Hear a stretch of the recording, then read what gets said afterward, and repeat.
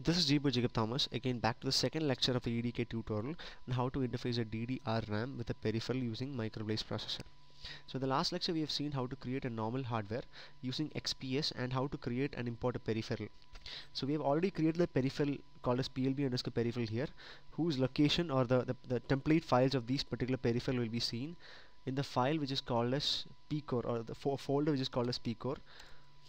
There is a folder which is called HTL, which contains two separate HDVHDL file, one of which is a wrapper file of the peripheral that you're creating, so as to interface it with a PLB bus that is used for communication from the microblaze to the different peripherals, and the user logic where you can make your own code, or you can make your own instantiation to make the logic that you wish to create from the peripheral. So what we actually in essence what we are doing here is to make the peripheral to convert a particular data. If a particular data is written into the peripheral's memory 0, it has to be taken, the peripheral has to take the data from the memory 0, do some computation as an add 5 to each of the memory location, or the data of the add 5 to each of the data corresponding to the memory location, and then store it in the memory 2. So this is what the peripheral will be doing when if some data is written into its memory 0. So what we need to do is add this particular peripheral into the system once you have made changes to the user logic. User logic is a module that user has access to, or user needs to change to make the peripheral work in the way he wants to. So once I've made it the way I want it to work, I just add this particular PLB peripheral into the system, keep the default settings like that. And now what I need to do is I need to add one more module which is called as DMA. So I add the XPS Central DMA. So I also add the DMA with keeping all the the configuration settings the maximum, so as to enable the DMA to transfer data with maximum performance and less latency.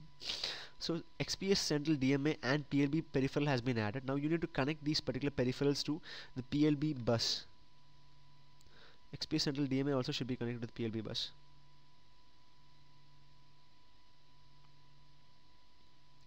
So once these connections have been done, what you need to do is you need to give the there are a lot of unmapped address like PLB peripheral address and XPS Central DMA addresses you have not specified. Keep just give a arbitrary standard value. Let it be 64K. Not arbitrary standard. It's I'm just keeping a 64K as standard for every peripheral that I am adding.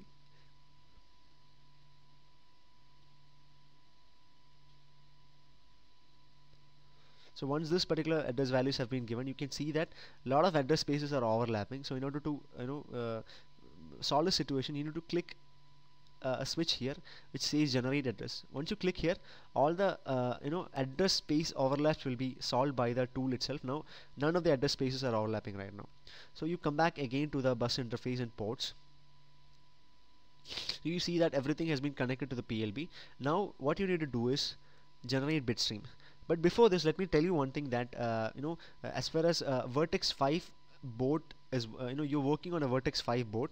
If you're specifically working on a Vertex 5 board with LX110T, as is in the case of IIT Bombay, you need to make some changes into the project options and the UCF file, which I'll explain in my either in my blog or in the link that I'm providing. But for a general system, if you have the package file in the XPS, don't need to make any changes. What you need to do is once you create the hardware, just need to create the netlist. So generate bitstream which will create the netlist as well as a bitstream on its own.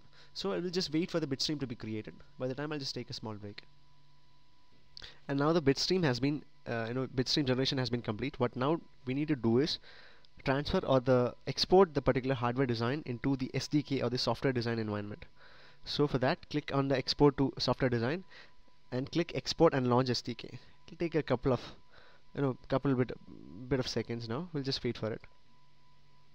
So once you transfer it to or export the hardware part into the SDK, this is the window that marks the opening of the workspace launcher. So just set the particular workspace in the SDK, set the particular workspace folder, and you just click OK, and the particular workspace will open. So the next part of the video will deal with SDK and how to create a particular project in the SDK, and how to run it, how to program into FPGA, and how to make your project work on FPGA. So by the time, let me say goodbye to you.